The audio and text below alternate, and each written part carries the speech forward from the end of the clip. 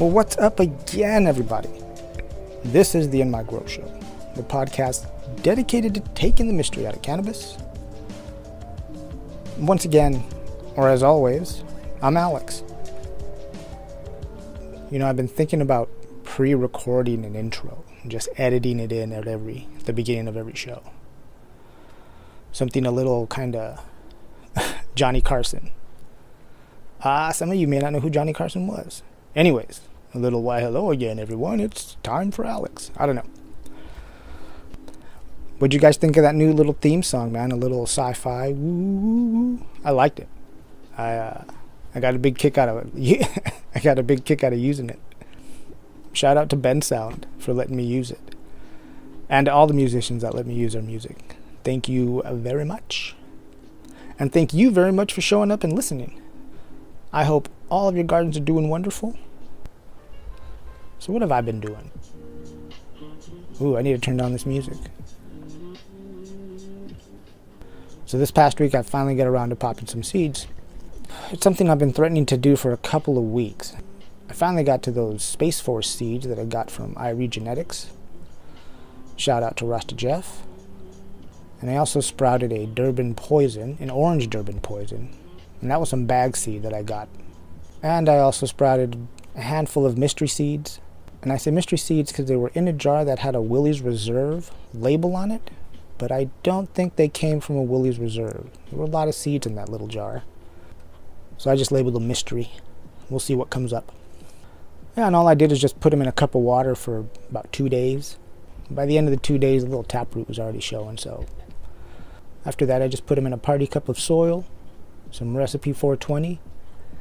And they're just now starting to come up. The little cotyledon leaves are coming, the round ones. I love that word, cotyledon. Makes me think of dinosaurs. I don't know why. So last night, some friends had invited us to go see the Mountain Film Festival, or the Mountain Film Festival Tour. And it's a collection of short films about extreme sports. Some of them are about mountain biking. There's a couple of cool ones about rock climbing. And it was one of those outdoor movie festivals. So it was really cool, man. Me and my daughter had a good time. You know, they had some food trucks there. Band was playing before the movie. It was for the Ojai Land Conservancy. And shout out to them because they've been doing a lot of work on the hiking trail since the Thomas Fire. You know, we're lucky enough to where it's still warm outside at night to where you can enjoy an outdoor movie. It wasn't too cold. I'm moving along to the strain of the week. This week we're giving it up to the Strawberry Sherbet, which is a cross of the Strawberry Daiquiri and the Rainbow Sherbet. And it's a sativa dominant. It's got a little bit of indica, probably about, I think I read a 30%. And it's a really great hybrid for me, since it is a sativa dominant. Rolled a couple of joints, took them to the film festival last night, got everybody nice and high, enjoyed a movie, didn't get sleepy. And it was a really good choice for last night. So if you have a chance to pick up some Strawberry Sherbet, do that. And then go do something. It'll be a lot more fun. Next up, let's see what's going on in my social media. Oh, here we go. Now, sbverde.com. That's verde with a V. Verde. It means green in Spanish. I follow them on Instagram, and they had put up a really good question on there. And it was something like, how do you tell the good dispensaries from the bad dispensaries if you've never gone in there? Now, I consider a good dispensary one that I would feel safe to send my wife into by herself. You know, the bad dispensary would be the opposite of that. Because there are some dispensaries who do cater to that thug life type of person. And that's cool. I get it. Everybody needs a place where they feel special. Got it. But it's not my scene. So I had to think about that for a little bit. And I was supposed to have somebody from SB Verde on here this week. But it was such a hectic week for me, I couldn't pull it together. They were nice enough to reschedule the conversation with me, so I'm going to have them on in the next couple of weeks, either next week or the week after, to talk about what they do and about this question that they had. So that's going to be coming up in the next couple of shows. Now, speaking of Instagram, and I don't know, I may edit this out. Have you ever replied to someone's post and what you sent out was completely different than what you planned to say. Because for me, it's hard to type on a little keyboard with just my thumbs, and then I've got autocorrect that thinks it knows what I'm trying to say. And I have a tendency to hit send before I read stuff back to myself. So when it posts up, it's completely different than what I wanted to say. And I sometimes sound like a weirdo crazy person, some kind of kook. Does that happen to you? It happens to me. There's no point to that. I was just trying to share some of the difficulties I have with Instagram. That's all. Also, don't forget, everybody, WeedCon 2018 is coming up October 26th. That is going to be up here in Ojai, California. It's going to be held at the Casa Ojai Hotel. It is a cannabis convention. One of the things that they're going to have are speakers. And one of those speakers is going to be Michael Miller, who is a lawyer, a business strategist, an author. He's also writing a book called Weedonomics, From Criminal to Capitalist Enterprise. He's going to be one of the speakers there at WeedCon 2018. Now, it's not just a convention. They're also going to have a cannabis competition. If you think your flower, your edible, or your topicals is award-winning, bring it on out. Let's find out. So don't forget, WeedCon 2018. Now for a few news stories. Vice News has this article up there titled, "Here's a running list of Canada's dumbest new weed laws." And it's by Manisha Krishna. So, cannabis is about to be legal in Canada. As far as I know, like legalized in the whole country in 2 months, 6 weeks. Something, it's going to be pretty soon. But they've also got a lot of these really crazy laws. Let's see, one of them is Quebec bans the sale of anything with the cannabis leaf on it. Alright, the law states, in Quebec, weed will be sold only through government-run shops, but according to the Providence Cannabis Regulation Act, cannabis leaves and other logos or images associated with weed won't be allowed to be used on products that aren't legal cannabis. Goes on, no names, logos, distinguishing guise, designs, images, or slogans that is not directly associated with cannabis, a brand of cannabis, or a cannabis producer can be used on a facility, vehicle, poster, or an object that is not cannabis, but that could imply an indirect link. In Quebec, it will not be permitted, for example, to sell t-shirts with a printed picture of a cannabis leaf, the regulation states. Why? I mean, what's the thinking there? So will it be illegal to wear it? Like, can I wear a t-shirt? Or will somebody going to come out of the bushes and take it off of me, make me turn it inside out? I don't know. But there you go. In Quebec, you're not going to be able to set up a head shop or anything else that has a pot leaf on it. Got to be careful. Pretty soon they're going to outlaw Bob Marley. Now in BC, it says here, BC banning at-home cannabis plants that can be seen by the public. Let's see, and the law says BC is allowing its residents to grow the federally allotted 4 plants per household, but with the big caveat, with the big limitation. The plants must not be visible from public spaces off the property. So they can't be able to, so people can't be able to spot them from the street, 2 blocks away if they're on a hill. That's what it reads, right? So you're either going to have to grow a lot of short plants or have to learn how to bend them. Punishment is a $5,000 fine and a maximum of 3 months in jail. Oh man, for the first offenders, which doubles for repeated offenders. Whoa. They could take away your freedom for 3 months. That's ridiculous. And in Nova Scotia, they're going to sell weed with liquor. Recreational weed in Nova Scotia will be sold through the province's liquor board and will be available at the same stores where people buy booze. The cannabis stores will be located inside the liquor stores. A store within a store, kind of. Huh. Now, I've never been to Canada, so can you only buy booze in Nova Scotia at certain government stores? Hey, if you live in Canada, let me know what's going on. Because some of this stuff sounds crazy. I mean, some of the stuff here sounds crazy too. But it's our crazy, so, we can justify it. We can rationalize it. Well, there you go. In Nova Scotia, you'll be able to get your pot where you get your liquor. You can get trashed quicker. Hey, that's a little in my grow poem. Okay, and now in Manitoba or Quebec, the law Despite the federal government's allowing Canadians to grow up to 4 plants per household, Manitoba and Quebec are banning it in their province. Ooh, let's see. Punishment. In Quebec, if you're caught growing a plant, you face a fine of $250 to $750 for the first offense, and up to $1,500 for repeated offenses. In Manitoba, you'll be fined $2,500. Wow, that's a trip. Can you imagine if you move to Manitoba because you want to grow outside? You get all ready and then they drop that on you. No, you can't grow here. Son of a bitch.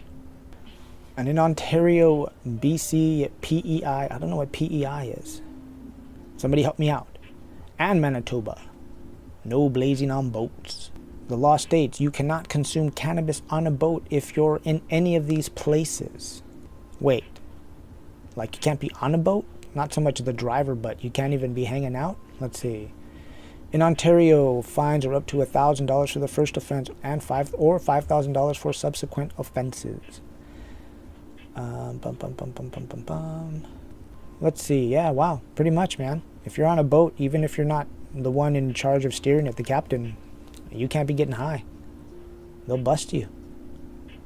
Damn. Way to make people feel welcome. Like I said, I got that off of Vice News website. Another thing in the news, and this headline, keeps popping up every once in a while, and it's a conversation I think we should all have, and it's about some medical cannabis patients losing their federal housing. Because as it is now, since cannabis is federally illegal, if you're caught smoking pot and you're part of the federal housing program, they can throw you out of your house. So now let's say a cancer patient who's on a limited income is in federal housing, and cannabis brings them relief of either some of the symptoms of their cancer or from some of the medications. But that patient has to make a choice. Either use cannabis to make themselves feel better, break the rules, and possibly lose their housing, be thrown out on the street, or don't use cannabis, follow the rules, but feel like shit the whole time. That's a hard decision to make. I think we need to have a little more compassion when we talk about it, think about these things. Now, I know the argument, that just means that those people who aren't cancer patients or who aren't patients and just want to get high, they're going to be getting high in federal housing. I'm okay with that, because if that means it's going to help people who are sick have a better quality of life, I got no problem with that. Let them do it. So yeah, it's something we have to think about when we talk about keeping cannabis federally illegal. Who are we really helping? Who are we really hurting? What do you think? Send me an email, inmygrow@gmail.com, or find me on Instagram @inmygrow. Next is the report from the Cannabis Front Line. Let's see, New Jersey Department of Health removes the ban that prohibits licensed medical cannabis dispensaries from selling concentrates to patients. I guess in New Jersey you couldn't get concentrates.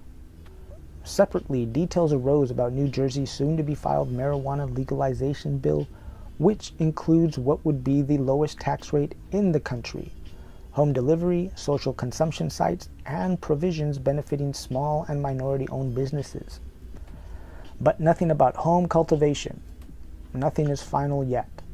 All right, New Jersey, get out there, mobilize for home cultivation. You have to be able to grow your own medicine, or you have to be able just to grow your own cannabis just to have fun and party. Come on, let's get behind this. Because you're able to make your own beer at home. I see very little difference. Next is the story that I've been following. The Commonwealth of the Northern Mariana Islands. Governor Ralph Torres signed a marijuana legalization bill into law. The territory is the first place in the U.S. to end prohibition without first having a medical cannabis program. Well, good for the Mariana Islands, and that sounds like a place I want to spend my tourism dollars. And I don't need a passport. Next in California, Governor Jerry Brown. I've got a lot of mixed feelings about Jerry Brown. But last week he signed 2 bills. One preventing marijuana businesses from sharing consumer information for commercial purposes, and another clarifying that marijuana distributors can transport products to other distributors, and that labs can test homegrown cannabis. Well, that's cool about the labs. You hear that, everybody? Take your homegrown, get it tested. Put it up on Instagram. Let's see what you got. Brown also vetoed a bill that would have allowed marijuana businesses to deduct business expenses under the state's personal income tax law. Well, that's a shitty thing to do, Jerry. It just makes it harder for people to make a living in this industry. Come on, guys. Every other business you can write stuff off like that. Why is cannabis so special? Federally, Senate Minority Leader Chuck Schumer is sponsoring the Marijuana Freedom and Opportunity Act to remove marijuana from the Controlled Substance Act and to provide funding for the expungement of criminal records for those with past marijuana convictions. Thank you, Chuck Schumer. We appreciate it. And that is the report from the Cannabis Front Line. Brothers and sisters, I'm going to take a short break and get hydrated. I'm going to put on some music. I will return, and when I come back, we're going to talk about powdery mildew. So hang tight.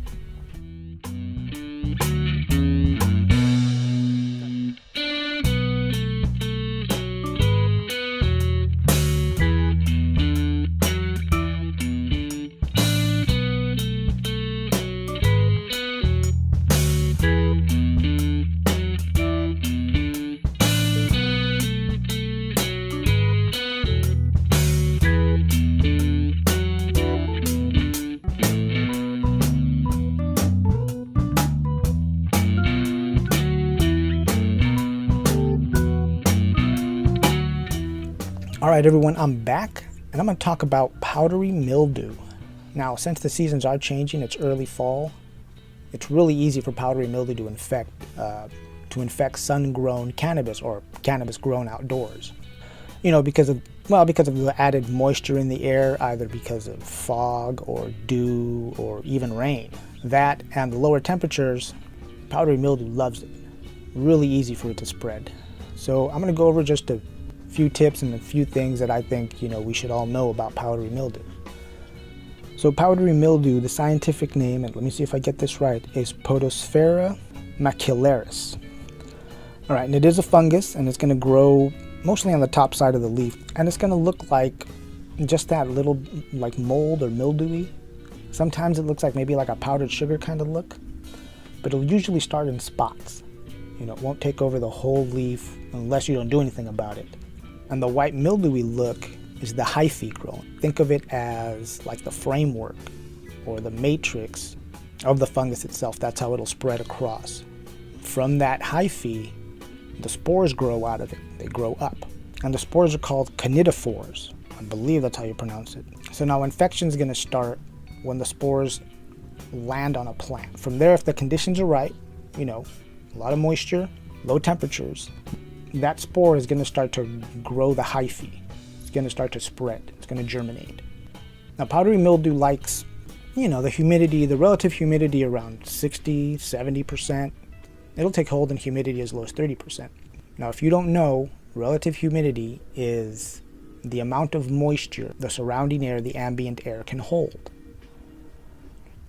If there is 60% relative humidity outside, that means 60% of the air is holding water, or is holding water vapor. Okay, so the higher the relative humidity, the easier it is for powdery mildew to take hold, because it's a fungus.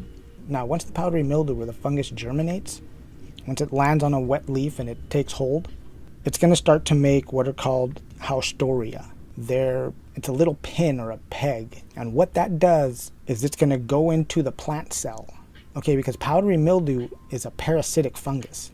So in order for it to survive, it has to suck out the life juice of a plant cell. And that's what these little pins, these little feeding tubes, the haustorians do, is they go into the plant cell and they suck out the nutrients, and it feeds them so they can keep spreading. And eventually, you'll see that the powdery mildew causes little brown dead spots, and that's why. It's because of the plant cells just dead. It's sucked dry. So as it keeps growing, it just keeps sucking the life juice out of all the plant cells. And powdery mildew also likes low temperatures because it'll start to really thrive around the mid-50s, low 60s. It's a pretty hardy fungus. Some of it has been known to overwinter, to stay alive over the wintertime. But not on cannabis, obviously, because cannabis has a short life cycle. Another thing is that not all powdery mildew is the same. The powdery mildew that affects cannabis also affects chamomile plants, strawberries, hops, obviously the hemp plant. And that's really different from the powdery mildew that you'll see on squash, zucchinis, roses. So if you're growing outdoors and your squash plant has some powdery mildew, I wouldn't worry about it too much. That kind of powdery mildew shouldn't affect your cannabis plants. But if you have strawberries or chamomile and they've got powdery mildew, pay attention to that because that will attack your cannabis plants. And you also want to be careful when you go to somebody else's garden, because that's one of the easiest ways to get powdery mildew. If I go over and touch my friend's strawberry plants and they've got powdery mildew, don't wash my hands, go to my cannabis garden, touch my cannabis plants, now I've just given them powdery mildew. I mean, powdery mildew can also float in the air, but again, if it's not nearby and in your garden, it should be okay. And also remember this, when you're first planting outside at the beginning of the season, you want to choose places in your garden that get a lot of natural light, because direct sunlight is going to help fight PM a couple of different ways. It helps the plant dry, and a lot of funguses don't like direct sunlight. You want natural breezeways also, because that breeze, that wind is going to help dry the plant also. Just remember that, especially if you have to grow in a stealth situation and the only place you can grow is, let's say, between your house and the shed. I don't think there's going to be a lot of air movement there, so be prepared to help your plant out. Now let's talk about what to do if you already have powdery mildew. The good thing that's going to help us is that powdery mildew mostly grows on the surface of the plant. It doesn't get inside of it, so it's pretty easy to manage. There's a lot of different horticultural oil sprays that are on the market that you could use. I've never used an oil spray for powdery mildew, so I can't really recommend one. But one of the things you have to look for, especially if you're organic minded, some of the oil sprays are paraffinic oils, which means they come from the petroleum industry, which is kind of weird because some of those paraffinic oils are OMRI listed. I'm not sure how that works, but if you don't want any kind of petroleum product, you're really into organic, steer away from the paraffinic oils. And when I have gotten powdery mildew, I've used a mixture of baking soda and water. And it's about 3 tablespoons per gallon. And what that does is it winds up pulling the moisture out of the hyphae, out of the fungus. But we still need to be careful because baking soda is just sodium bicarbonate, which means it does have some salt. If we overuse it, we can just overload the plant with salt. And I use what I need, I don't save it. It doesn't really keep very well, so whatever I don't use, I just throw out. So now I have heard of people using hydrogen peroxide to fight PM. I've never used it myself, but different people have had different results with it. Here's what I do know about hydrogen peroxide. It is considered to be one of those chemicals that is generally recognized as safe. But I know that peroxide is used mostly as a sterilizer for bacteria, and powdery mildew is a fungus, so that's why I say I'm really not sure how effective it is on powdery mildew. Another thing that you can use is a foliar spray that has Bacillus subtilis. Now I remember when I was over at Rincon Vetova, the insectary, they had a product that had Bacillus in it that they said you could use, but it wouldn't take away the white powdery look. You'd still have that, so I would probably just clip that away anyways. And I believe that product was called the BioStart. I'm going to double check on that. I'm going to call them up and just clarify on that. And I'll let you know next week exactly what that was, what product that was. But it is a Bacillus product, but it is not OMRI listed. So there you go. And for those of you who don't know, OMRI, O-M-R-I, is just one of those organic certifications that are out there. Now the way the Bacillus works is that since it's a bacteria, it makes these lipids that are toxic to the fungus. Which is interesting because I had read a study a while back about experiments that were done on different crops in greenhouses that had powdery mildew, and they used a milk spray. I think it was like a 10-to-1, 1 part milk to 10 parts water. And they used that to fight powdery mildew. It was more effective on some plants than the others, but again, they cited it was the lipid production that wound up killing the powdery mildew. So there you go, take it with a grain of salt. If you want to look up milk water solution, I forget what I looked up to find that. But they only had success on some plants, on certain plants in certain conditions. They did this experiment in different countries, Canada, Australia, Africa. So if you got some time and you want to go down a rabbit hole, look that up. One last thing to remember about powdery mildew. If you have a little bit of powdery mildew and you harvest your plant, it's not going to take over the harvested plant. It'll eventually die. It needs living material to move forward. So just be aware. And those are all my notes for powdery mildew. So I hope they help give you a better idea of what you're dealing with if you have powdery mildew, why it shows up, why it's really easy to show up right before harvest, because most outdoor crops, they go until about October, beginning, middle of October. Something else I wanted to talk about that kind of goes hand in hand with extra moisture in the air, powdery mildew, is bud rot. So bud rot is when the moisture gets into the bud itself and rots the plant material. Because the oils, the trichomes, they're hydrophobic. The water's not going to wash them off. The water's not going to affect them. What happens there is that the moisture helps fungus breed on the actual plant material of the bud, not the oils, but the plant material. And it kills the plant material. I can usually spot it pretty well because it's literally a little brown dead spot on the bud. Everything else is green around it except for that spot. And if you've ever had it, you know exactly what I'm talking about. It really stands out. What I usually do if I have it is just clip it. Just clip the whole bud. Because I don't know how deep it is. I don't know how infected the bud is. And I just keep an eye on everything else. Don't forget, brothers and sisters, if this show has entertained you, educated you, or even given you a little escape from your day, help support the show financially. Go to patreon.com, look for In My Grow Show, and throw a couple of bucks my way. If you don't want to do that, go over to inmygrow.com, go to the tab at the very top that says support the show, buy a t-shirt. It's either going to say Grow, Learn, Teach on the back or Cannabis Saves Lives. And if you can't support the show financially, don't worry about it. I get it. I still love that you show up. But here's how you can help support the show. Subscribe to the show or subscribe to the website. And then tell 3 other people to subscribe to the show and the website. That's it. Real simple. Well, brothers and sisters, I'm going to say goodbye. Thank you for showing up. I love you all very much. And remember to always grow, learn, and teach. We were the last country band in the last ball playing the last crazy songs for tips in a jar. I do believe that I done found the life for me. So baby, give me back my medicine, and when we dance, I'll let you lead.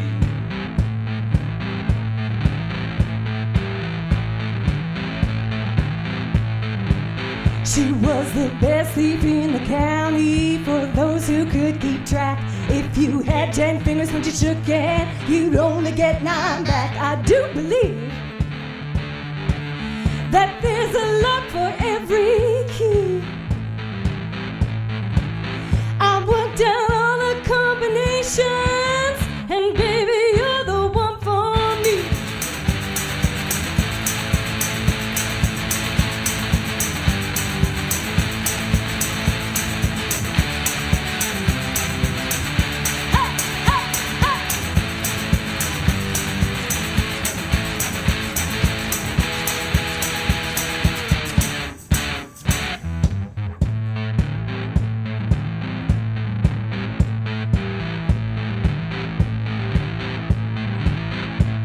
I may not be young, but I'll never be old. Got more piss and vinegar than any heart could hold, I do believe. Only about half of what I've seen. No one could ever come here easy, but when we dance, I'll let you lead.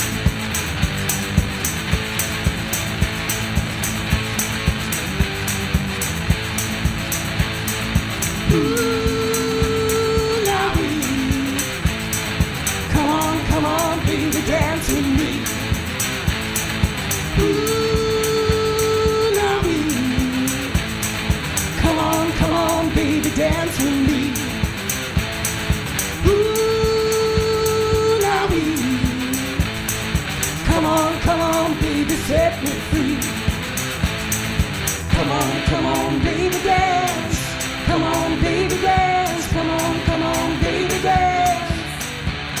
'Cause 'cause you're the key.